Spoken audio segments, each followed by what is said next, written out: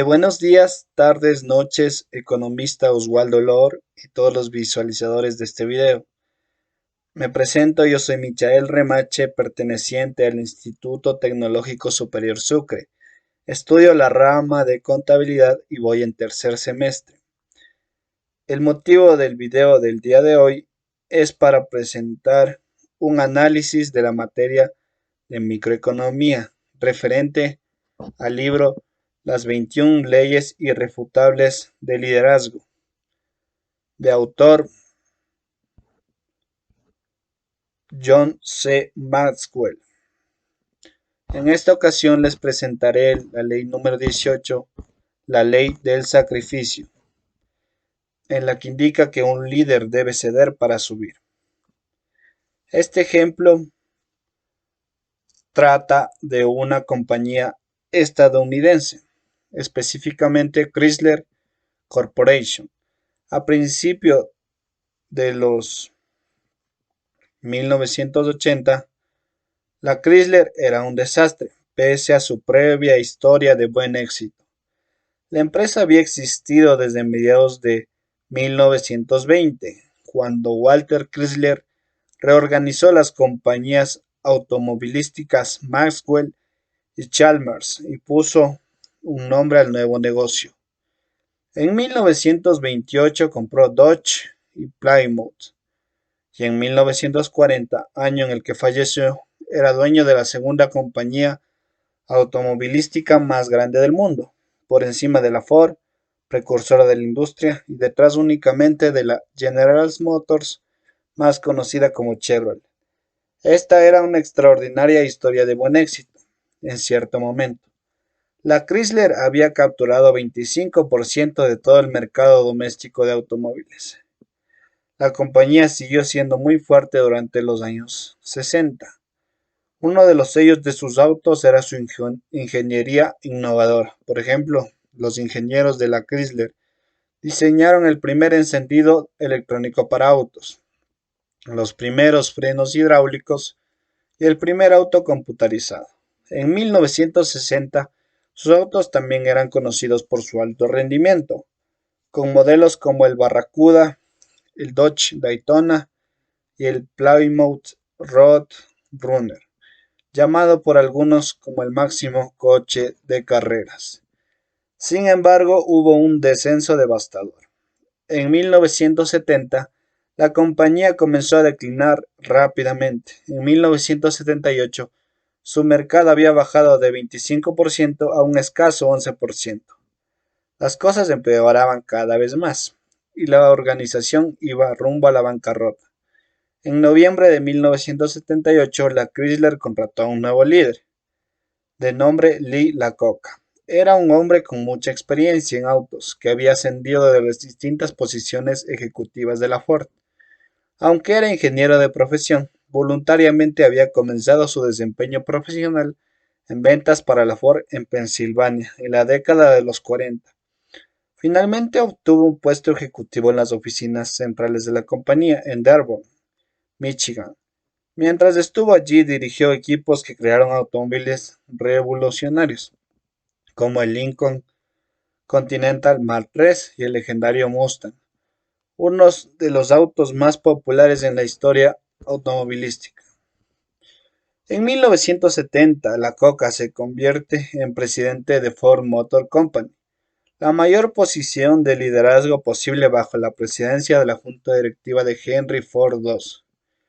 Por todo, la Coca trabajó para la Ford 32 años y cuando se fue en 1978, la compañía estaba recibiendo ganancias récord, pues había hecho 1.800 millones en cada uno de sus dos últimos años que estuvo a cargo de la empresa.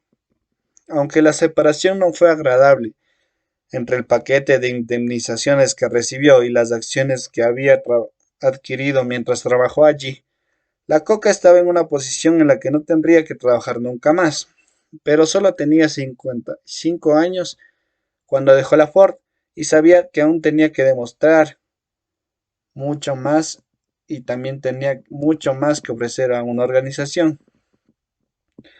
La invitación de Chrysler a entrar a formar parte del equipo le presentó la oportunidad y el reto de toda una vida. John Ricardo, entonces presidente de la junta directiva de la Chrysler, reconocía que la compañía necesitaba un liderazgo fuerte para poder sobrevivir, algo que él no podía proporcionar adecuadamente, según la Coca. Ricardo sabía que la posición estaba por encima de su capacidad, de modo que quiso contratar al antiguo ejecutivo de la Ford como presidente de la Chrysler. Ricardo a su vez cedería su puesto en 2 años, a fin de que la Coca se convirtiera en presidente de la junta directiva y jefe principal.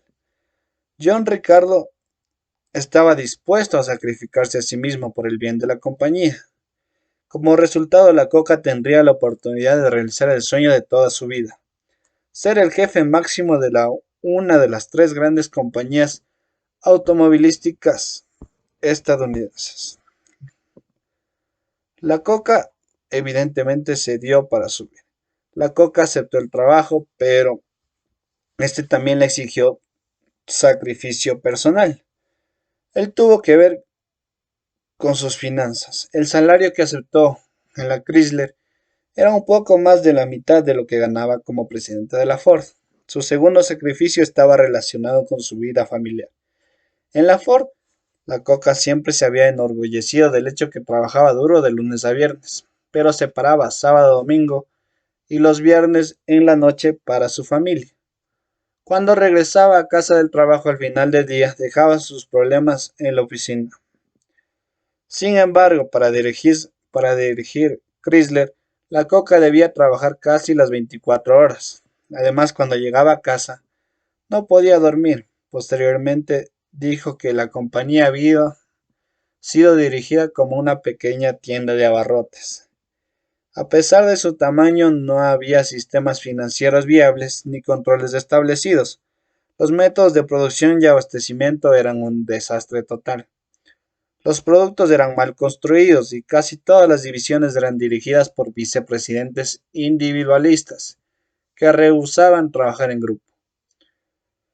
La moral era muy baja en toda la compañía. La lealtad del consumidor era la peor en el mercado y la empresa seguía perdiendo demasiado dinero. Cuando todo lo demás falló para la Coca, tuvo que hacer otro sacrificio. Sabía que los líderes de buen éxito tienen que mantener una actitud de sacrificio para poder transformar una organización. Deben estar dispuestos a hacer lo necesario a fin de avanzar al siguiente nivel.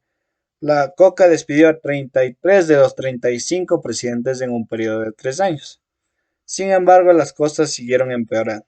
El país estaba atravesando por una recesión terrible y las tasas de interés estaban más altas que nunca. Los precios del petróleo se fueron a las nubes cuando el Shah de Irán fue depuesto en 1979. A pesar de todo el trabajo de la Coca, parecía que la ley del sacrificio evidentemente no estaba funcionando. La Coca se esforzó aún más para reconstruir la compañía y contrató a los mejores líderes en el negocio, muchos de los cuales se habían jubilado en la Ford. Cortó todos los gastos que pudo y trabajó sobre los puntos fuertes de la compañía, pero estas medidas fueron insuficientes para levantarla. La Chrysler estaba al borde de la bancarrota. La Coca tenía que enfrentar el sacrificio más grande de todos. Iba a tener que acudir al gobierno norteamericano para pedir garantías de préstamo. En la Ford, la Coca había adquirido la reputación de criticar duramente al gobierno por su intervención en la empresa Ford. De modo que cuando acudió al Congreso para solicitar ayuda, nadie lo eligió por hacerlo. La Coca habló después de este episodio.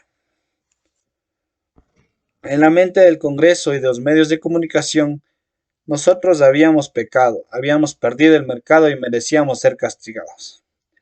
El tener que tragar su orgullo fue un sacrificio heroico para la Coca, un sacrificio que altos ejecutivos de corporaciones nunca habrían hecho, pero era un precio que tenía que pagar para salvar la compañía. Por lo menos uno de los sacrificios que hizo en ese tiempo fue elogiado por la prensa.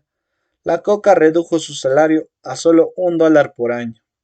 En aquel momento dijo, liderazgo significa dar el ejemplo. Cuando uno se encuentra en una posición de liderazgo, la gente está pendiente de todas las acciones de uno. Después de tomar esa medida, pidió a otros que también hicieran un sacrificio. Pidió a los más altos ejecutivos de la Chrysler rebajar su salario en un 10%. Entonces pidió y recibió algunas concesiones de los sindicatos y de los bancos que trabajaban con el fabricante de autos para que la Chrysler alcanzara buen éxito. Todos juntos darían sacrificios y tuvieron buen éxito. En 1982, la Chrysler obtuvo un beneficio neto de 925 millones, el mejor en toda su historia. En 1983, la compañía pudo pagar todos sus préstamos atrasados. La Chrysler ha seguido creciendo y teniendo buen éxito. La compañía ha luchado por recuperar su lugar y hoy tiene un mercado combinado en Estados Unidos y Canadá de más del 16% porcentual, el doble del que tenía cuando la Coca asumió la dirección. La Coca se jubiló, pero su liderazgo puso a la Chrysler nuevamente en el mapa. ¿Por qué? Porque fue ejemplo de la ley del sacrificio.